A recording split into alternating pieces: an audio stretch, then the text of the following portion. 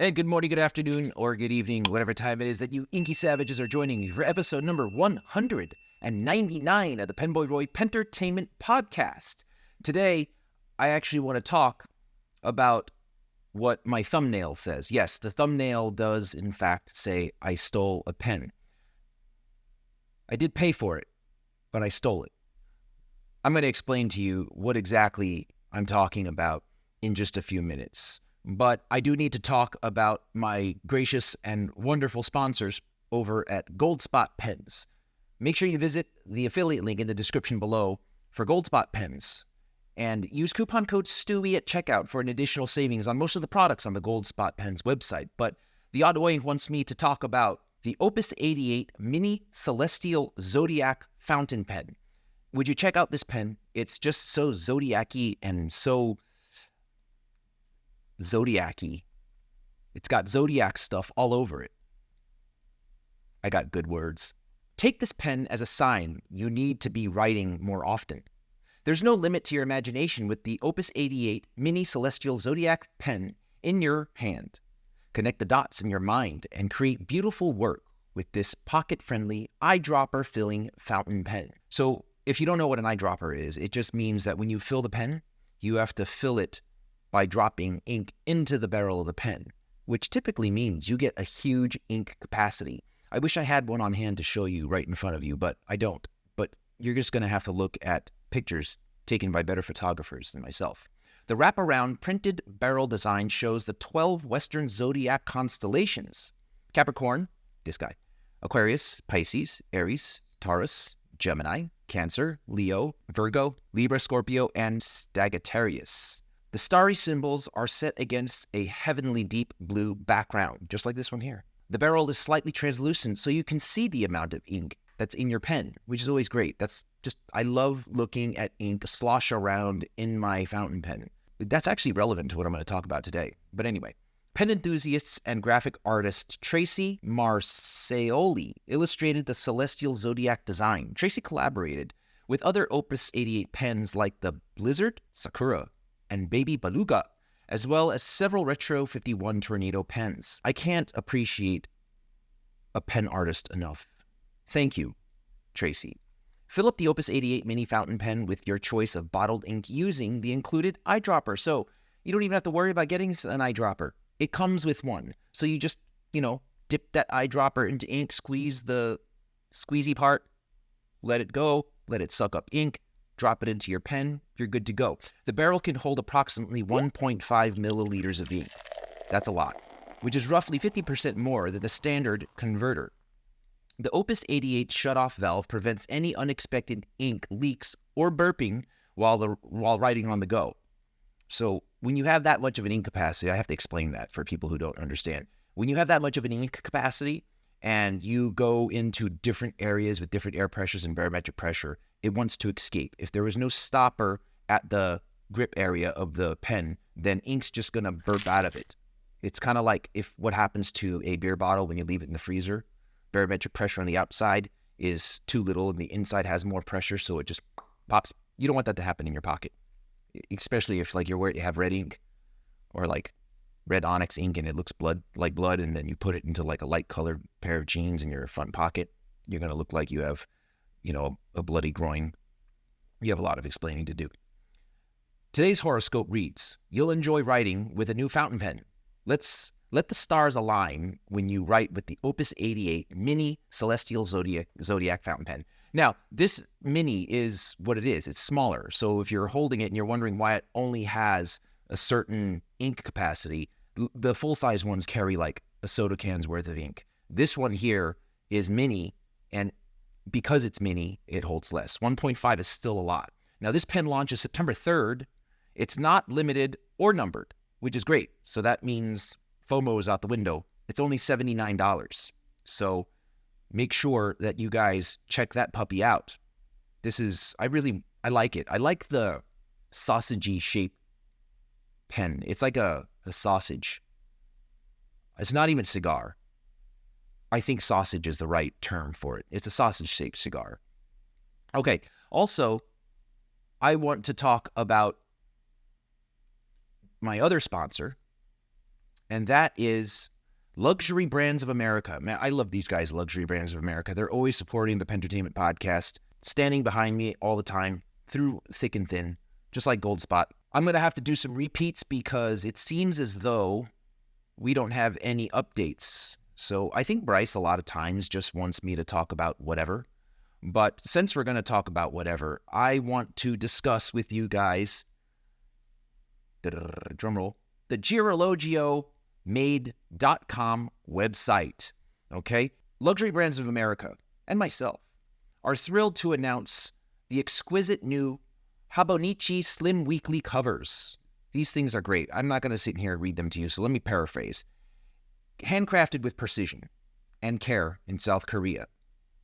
They do care about little nuances and details. These covers are made from the finest full-grain leather, offering both durability and elegance, which is always a good thing. I love durable elegance. The simple yet sophisticated design features the layout that perfectly complements your Habonichi planner, while the range of elegant colors ensures a cover to suit every style. Whether you're looking for something minimalist, I guess I am reading it to you. It looks really cool. It's minimalistic and it's vibrant. All right, they're designed to just make you feel better about your planning experience. Like if you're doing scheduling and all kinds of stuff and you're writing, use a fountain pen. Use the Habonichi covers from GirologiaMade.com because it just makes you feel better about having to do scheduling stuff, which I personally hate doing. A lot of times I have to do it on an Excel sheet. I can't stand it. If I could just use a Habonichi cover from Girologio and an actual Habonichi planner, that'd be great. The problem is I just can't email it to everybody, right? How am I going to get it out to like 26 different people? I can't. I have to take a picture of it, I guess, and send it, then email it that way. It's extra work, and it's just not editable by somebody else. Whatever. Anyway, elevate your Habonichi with the refined craftsmanship and timeless design of Girologio's weekly covers. Check out the GirologioMade.com affiliate link in the description below. And remember, PenSavage10. If you use coupon code PenSavage10, you get a discount, 10% discount on all products on the Girologio website. I would like you to check it out. And also, while I have you, I am going to show you some pretty awesome Girologio made cases, right? So here we have this case here. I really like this case because it's more than just a pen case, right? If you look at this case here, it's a pen holder. As you can see, it holds 4 pens, which is really nice. Then it has this protective middle thingy. Now, this protective middle thingy has a pocket for coins that won't interact with your pens, so don't you worry about that. And then it has all these cards for IDs, credit cards, all that stuff. I like this a lot. And it also has a ring here for your keys. Now, let's say you wanted to just put your keys in your pocket. You unbutton it just like this, and then you put it in your pocket. But let's say you don't want to do that. You could have your keys inside this thing. What's this, you ask? I'm glad you asked. This is so you can slide in a small steno pad. You can either do it sideways-wise if it's a sideways steno pad or through the top. So this is kind of like your meeting little book. It's an A5 size case by Girologio. This is one of my favorites. Now, I emptied it out to show you. I should put my stuff back in it and show you. Maybe I'll do that next time. But this is available at the GirologioMade.com website. Check it out, GirologioMade.com/PenSavage10. And that's the affiliate link. And the coupon code is actually PenSavage10. So thanks for checking those out. Please use the affiliate link if you're interested, because that would be really cool. Anyway, this week I want to talk about a fountain pen. Obviously, but not just any fountain pen. It is a fountain pen that I've reviewed before, or rather a cousin of a fountain pen that I've reviewed before, and why it is that I had to steal it. So, but don't forget, I stole it, but I paid for it and stole it. So anyway, but before I get on with this week's episode of the PenBoyRoy Pentertainment Podcast, episode number 199, I want to give you guys a quick disclaimer. This podcast is not scripted and therefore will contain potty-mouth words, so be forewarned, you have been warned. Now, on to the podcast. The PenBoyRoy Entertainment Podcast. Stay savage. All right, so if you're watching this week's episode of the PenBoyRoy Entertainment Podcast via YouTube, you're probably noticing a change in scenery I'm not using my green screen because I think the first time in my life I've actually decided to clean up my office space. So it's no longer horribly embarrassing to show you guys. So for everybody not listening, I have like a blue light on in the background. So it's just like I have a bokeh effect going. I feel really high tech because I'm not very high tech. I guess I'm a little nerdy when it comes to like tech stuff, but I don't really know how to do stuff like high tech and make things look nice. I'm doing my best here. Okay, let me scoot in a little bit. But just so you guys know, on the wall behind me are some of the plaques that I got from martial arts competitions and stuff like that. Over here, that's blurred out is a black belt certificate. It's actually my wife's. My black belt certificate is on my desk. I have to get a frame for it so I can put it next to hers so hers isn't lonely.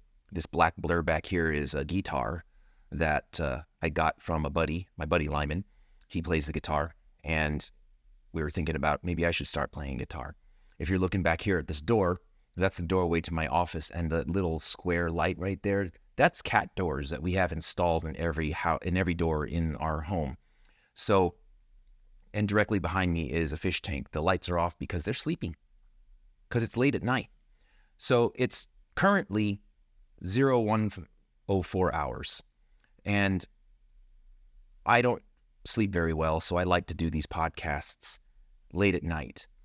So that's why I'm doing it. And since it's at night, I feel like I want to give this a little bit of a blue glowy look, right? But anyway, that's enough about that. I want to talk a little bit about my act of theft that no one cared about. So it all started 3 years ago, right? So 3 years ago, my wife, my adorable wife, who's very adorable, my favorite person in the whole world, she was scrolling through Instagram on her phone. She then comes to me and says, "Hey, I like this pen." And she follows my dear friend Vanessa Langton, and you should check out her podcast, The Juicy Broads. Also with her, she has a podcast partner, unlike me. But she saw a pen that Vanessa Langton was showcasing on her Instagram page. My wife thought it was really beautiful. And I have been trying to infect my wife with the fountain pen virus for some time now. To no avail. I thought this was it. But anyway, that's a different story. That's a story for another time. I have to tell you, when it comes to my wife, I have to say she never wants anything, right? Like, so when we go out to the mall and we go shopping and we do stuff, she never wants like stuff. She always wants to buy stuff for me. Or maybe she just goes with it, right? So like me, I always want stuff. I'm always looking to get new pens, obviously. I'm always looking to upgrade audio gear. Today, I'm actually using and testing out a new wireless lavalier mic that I'm wearing right here. If you can see it, it's right there. It's the Hollyland Lark Max. I was researching it, doing some YouTube stuff, and I really like the features of it. It's really cool. It comes inside this charging case, kind of like the AirPod Pros, right? And uses magnets, clips right on you. It's very convenient and easy. The little receiver device that's connected to the computer has preamplifiers in it, so it helps clean up audio. And the microphones, the transmitters, are actually very good quality. So it's better than anything I've used before. It's also pretty expensive for, a lavalier mic that you could buy cheapy ones on Amazon for like $30 to $60. They don't sound as good. You have to do a lot of post-production on it. But I really like this Hollyland Lark Max. It's very convenient. It feels good. I like it. But anyway, I like to buy stuff. I'm a spoiled little brat. I'll admit it. I'm spoiled to the point where my wife always buys stuff, always, spends money, and it's always on me. I acknowledge that because it breaks my heart when she wants stuff and then she talks herself out of it. That drives me nuts because when she wants something, I want her to have it. But a lot of times, she doesn't pull the trigger on stuff. So when she comes to me and she actually says, hey, I want this, I got to get it for her. Very few times does she do that, though. I remember she did that once with a purse or wallet or clutch or whatever you ladies call those things, right? It's like a small purse. It's cute. I looked at it and I'm like, yeah, that actually is cute. But it was not available. So I had to make phone calls across the universe to find one, and I made sure that she got it, and it came in record time. I was very convincing to whoever it was I was speaking to at the brand, but I got it to come. And I was happy about that because every once in a while when she wants something, I got to get it. Now, here's the thing. She was talking about a pen this time. So not only was I committed to getting it for her because she wanted something and I want her to have stuff she wants, but she wanted a fountain pen. And I'm thinking maybe this is the one that gets her just fountain pen crazy, and just maybe this is what's shoving her down the rabbit hole. What's the pen, you ask? It comes in this box here. It's our good friend, Stipula. Okay, but not just any Stipula. And it's actually funny because Stipula is a brand that's distributed by Jaffa Brands, and we all know who Jaffa Brands is. If you don't, let me give you a quick rundown. Jaffa Brands is the brand that distributes for Stipula. Jaffa Brands are the owners of Monteverde. They created Monteverde. And Jaffa Brands is the distribution company that owns Conklin. They bought the rights to Conklin and they reborned, if that's it's not the right word, but they brought Conklin back from the depths of obscurity. So they distribute many other brands like Peniter. They distribute all kinds of, I can't come off the top of my head, Private Reserve inks they distribute for. So they're big time in the distribution game. They're one of the largest. They're also one of the most kind-hearted human beings on the planet. Yair Greenberg is the owner and founder. Love the guy. He's really old.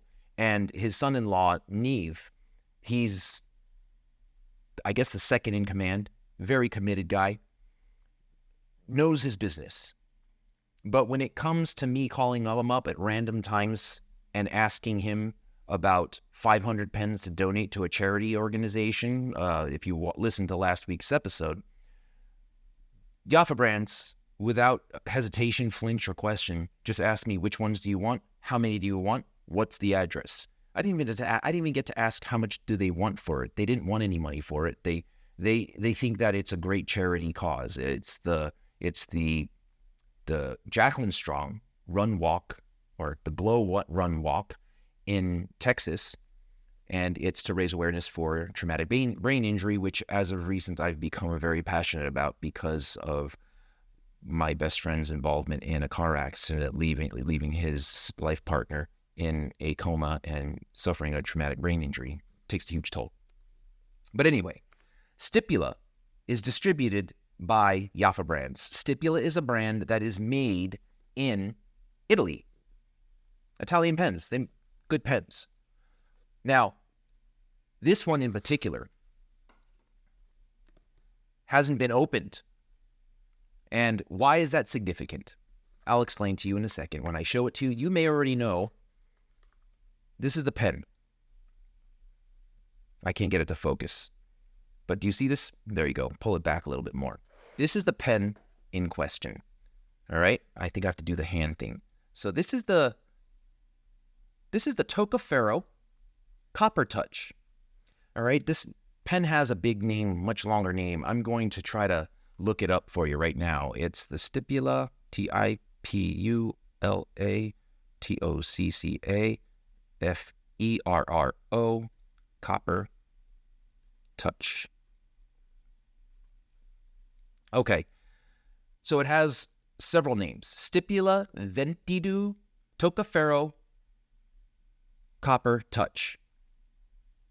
So that's the full name of this gorgeous clear pen with copper flakes throughout the whole pen. Okay? This is the pen that my sweet wife saw Vanessa Langton being in possession of and wanted it, came to me, got my endorphins shooting through the roof, as well as adrenaline, because I thought, this is it. It wasn't. This is the pen that's going to get her writing forever with fountain pens. This pen has not been used. It has not been opened. This pen is a Goulet exclusive with stipula, right? They designed it and stuff like that. I think it was Rachel Goulet who designed it, but it's a gorgeous version of the stipula Toccaferro. For those of you who don't know, this is the original Toccaferro. Toccaferro it means touch of iron, and it's idiomatic in Italian for knock on wood. It's a similar idiomatic meaning, like touch iron is kind of like knock on wood for good luck, that kind of thing. Now, this pen here I have used, and I always loved this pen. The pen has a nib that's a number 5 size stainless steel Bach nib, and that's the original. Now, as much as I loved this pen, the original version of the Toccaferro, it did have issues. One of the issues that it had was if you don't use it for a day or so, the nib dries out. So I was wondering why. And I do my air tightness test on every pen cap nowadays. Basically what I do is I blow on it like a whistle. Do you hear that air coming out? If air comes out, that means it's not sealed. That means it's exposed to air, and it will dry the nib out. The worst case I've seen of this was the Esterbrook Popeye pen back in the early days of Esterbrook's Kenro Industries' acquisition of Esterbrook. That thing was like, it was like blowing on a straw. Air in, out. It doesn't even matter. Don't even bother filling that pen with ink, because it'll just dry out and become crusty within 20 seconds of filling that pen. This pen, yeah, it would take a little bit of time. It would take a day if you don't write with it. Next day, if you start writing with it, skip, dry it. Now it just has to like resaturate and then get the flow going, but it'll work. And the nib on this pen, definitely one of my favorites. Another issue that I had with it is this finial eventually loosened and came off. Okay? When that happened, I had to send it back to get a replacement cap. Jaffa Brands, being Jaffa Brands, took care of it. It was good to go no matter what. It was fine. So I did have to wait a couple of days, which is not long, to get the new cap back. And it was fine. And then the last issue I have with it is the flimsy clip. This clip looks nice, simplistic. I like it. But if you're wearing thick material, since the clip is so thin, as you can see right here, what eventually happens is it bends up. So there's always separation between the contact point where the clip squeezes the article of clothing and presses against the cap. Not the biggest deal in the world, because all you have to do is really just pull the clip down in one direction, pull the clip down in the other direction, right, to recreate the tension. The only issue with that is that, as you could have saw already, if you're watching, it kind of leaves scratches where the contact point is, but it's not that big of a deal because it's still covered by the clip. It's a heavy pen. It's got the same concept as the Conklin word gauge, and it's a piston filler. Okay, so what I found with a lot of these pens, the Toccaferro that from back in the day, is the piston knob is extremely difficult to turn. So to mitigate that, easy solution would just be to post the pen and then use the cap and the friction between the cap and the knob to actuate the piston as a handle. And that made it no problem. So outside of those issues, even with those issues, I love this pen. As a matter of fact, I forgot that I even had it because I have so many different pens and I'm always playing with different ones that I cleaned this out some time ago and forgot that I had it. So that's the original Toccaferro. The new Toccaferro that my wife wanted, well, it's not new anymore, is the Copper Touch. Much different because it still has the ink window, but it's completely clear. The whole body and barrel of the pen is clear, what's interesting about this pen and what I love about it is it has this flake design of all around the whole pen, flakes of copper. It looks really nice. And since it's embedded in there, kind of like a mosquito in amber, like in Jurassic Park, since it's embedded in there, it's not going to patina or turn colors or anything like that. So it's a really beautiful pen. And I feel like this pen resolved a lot of issues when it came that I was talking about with the original Toccaferro. Maybe not the piston part. Yeah, the piston is still tight. So this is really the first time I'm really handling this pen because I got it for my wife. And like every other fountain pen I ever got her, she never used it. So anyway, let's go to the blow test on this cap. Okay, so there is a slight passage of air through the cap. Now, when I'm looking at the cap, what I think that is the air making its way through this. If you look at it, if you're watching this, at the top portion of the cap, there's kind of like a cup, and that cup seals the grip section. So there's a chance that this one will not dry out as quickly. And unlike the original Toccaferro, this cap is a single unified piece, so the cap finial is not going to fall off. The clip is still the same, but I think maybe when I talk about the piston, it is easier to turn because I don't have to post it and cap it just to get it to fill. But it's a very decent pen, and decent isn't the right word. It's a very beautiful pen. And when I realized that it hadn't been used and it had just been sitting around doing nothing for this long, I went ahead and I stole it. I stole it from her possession. And the reason why I think it's funny, the fact that this Toccaferro wasn't used and why it's such a big deal, because it's not like she had it for like a couple of weeks and didn't use it, a couple of days, anything like that. You can Google it. This Toccaferro Copper Touch was released by Goulet Pens 3 years ago, and she has not used it. So, since she hasn't used it, this pen has now become mine. I'm not sure, but I think there's something in the state penal law that states that a pen ownership is relinquished upon verification that original owner or otherwise has not used pen in over 1 year. So, I stole the pen from her. Just to make sure that maybe it wasn't like a grail pen to her and maybe she just put it off to the side and looks at it every day, I asked her, hey, when was the last time you used the Stipula Toccaferro Copper Touch? And she didn't know what I was talking about. So I said, oh, okay. Do you remember that pen that Vanessa Langton had that you wanted, that you asked me to get for you and I did get for you?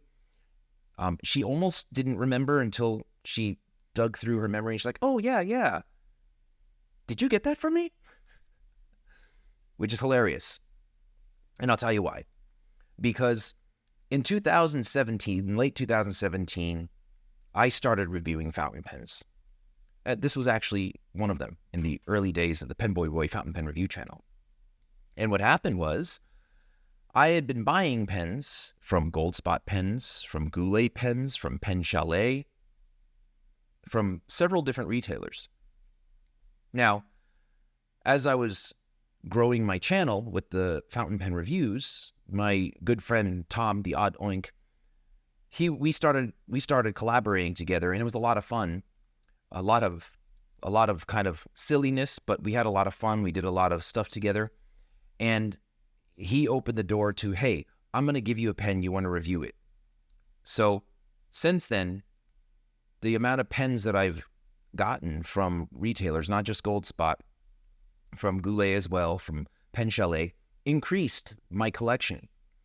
And what ended up happening was I had a very tight relationship with Goldspot when it came to pens. I still do. They're my sponsors for this channel.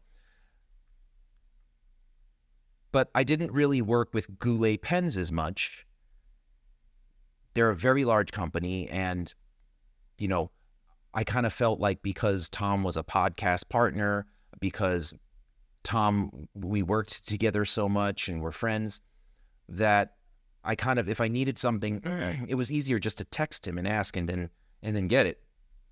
But this was a Goulet exclusive, so I absolutely wanted to get this pen for my wife because she wanted it. So I did it right away, real quick. I just bought it. And because it was spending money for my wife, I just did not care about this expenditure because, like I said earlier, she never wants anything. And when she does want something, to me, she's got to have it. That's how I see it. And it was actually it felt good. One, I'm buying a pen for my wife. Two, I'm buying pens again. I'm spending money and buying pens again from a business that I love, and I know the people behind the business, and I care about them as people. So I felt good about the whole thing. It's going to get used. It's going to be her pen. I'm going to see her with it all the time. Nope. So, to rectify said situation, I did the right thing. I've rescued this pen from her unusing possession and have made it mine. This pen, to all of you out there listening or watching, will get significant use as of today. I'm not sure what I'm going to fill it up with because my taste in ink is very bland. I use black or blue black. That's pretty much it. But I have a whole bunch of other inks. I may give it a shot. I don't know. I'll update you guys. What do you guys think of the Stipula brand, period? What do you think about their brand? What do you think about their pens? Do you guys have either of these pens? The Toccaferros? Maybe the original? Or the Copper Touch? What's your opinion on how they write? I can't tell you how this one writes. Even though it's been in our home for 3 years, it hasn't been written with. So I will update you. I have no problem updating you guys. Let me know in the comments below. Do you want to see a review on this pen? And let me know in the comments below also. I wanted to get your feedback. Do you guys like the reviews more than you like the podcast? Do you like the podcast more than you like the reviews? Or do you want both? I like doing reviews, but sometimes I feel there are a lot of the same stuff repeated just with different names and stuff like that. So, whereas I used to do reviews, I could keep doing them. I enjoy the whole process of taking close-up pictures of parts of the pens, etc. I do enjoy that. I just feel like it can be redundant, and I want your opinion on that. So leave it in the comments below. That was this week's episode of the PenBoyRoy Pentertainment Podcast, episode number 199. I think number 200 has to do something special. I don't know what to do. Work has been so busy, and I haven't been able to kind of brainstorm and do my creative spiels and take risks when it comes to this, because that takes time. So let me know what you guys think in the comments below. And yeah, I appreciate your feedback. But anyway, that's all I got. Thanks again for watching. I love you guys. Be well, be safe.